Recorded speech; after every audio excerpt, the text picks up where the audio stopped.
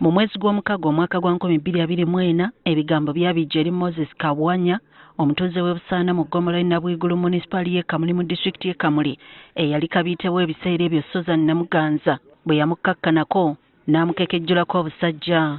Kibiino ayenga entabwe esinze okuleetawo embeera omukyala tayendera irala famire ya musaada.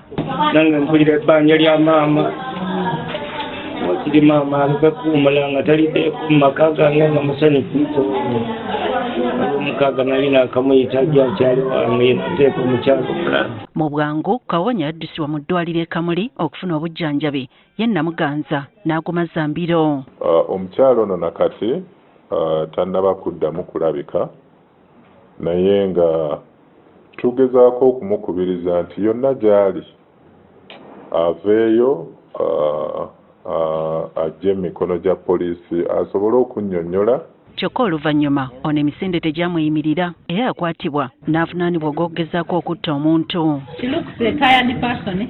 Oluvannyuma Kabwanya yasiibula n'adda waka ne muganzi we Eva Naabirye era eyali amujjanjaba. Nga gwe omubiri nga gulaga nga ogutereire nga nsigaiza ekitundu kirala ekikaalina obukosefu era ekyenda ekyakusibwa. Bano mu butongole baafuuka omwami n'omukyala era ne batandika okubeera bonna. Mutola mu kasete waabitawo just myezi mitono giti. Akuba nti muna tuli bafumba eziraata kidi tuli bafumba.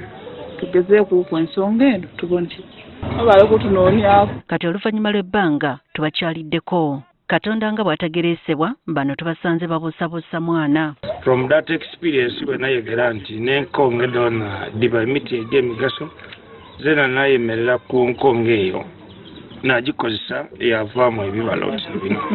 Naabirye atubulidde engeri gye yategeera nti mwana wattu yandiba ng'omwami yamutikka eri amugema. Najja okukola nti nga tikajja mu nsonga n'abakyala obayi oba akusaaga kulimba.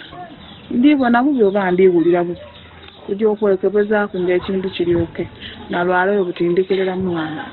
Kyokka wadde yasanyuka agamba nti ne bw'atandibadde mwami yali yalayira okukuuma mukwano gwe mu bulungi ne mu bubi. Ebyokuzaala nalina bivaako nga ndidinja akuma mukwano gwange nga mukwano gwange jasiti mukuume paka Katonda mwe lwalisa ekisa kye. Ye taata w'omwana Kabwanya agamba nti gano gabadde maanyi ga Katonda gennyini okubanga kati bazadde bombi. Omwana ayogerwako si wakuwayako bwa bigambo bingi aye kiri nti omwana w'amaanyi ga Katonda.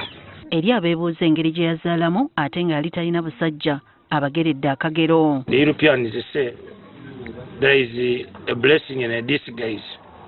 So oluisi buli kibi ekiddawo kiba kiri kuleeta ebirungi. Musoga akobera nti nga tofiirwa babawo tosobola atwala byabusika. Mu kiseera kino ye Kabiitewo Naabirye wandigamba nti musanyufu olw'embeera yabba ng'agamba nti teri mukazi mulala ayinza kumwesembereza. Ezasobola kumuzaalira we yeezaalira mwena ate era akaazaala ng'akuzaala munze kuba ate n'ekindi nawona tibakasobola amugwana baidi nga mulazi.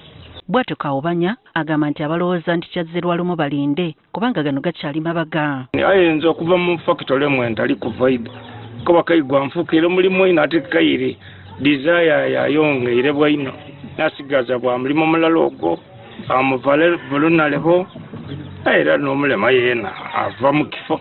Onojjukira nti Kabwanya yali musomesa era nga nannyini Serena Junior School e Kamuli. Ono kati ebyokubangula abaana b'eggwanga yabiwummula ate Namuganza akyali mu kkomera awera ennemba na musango.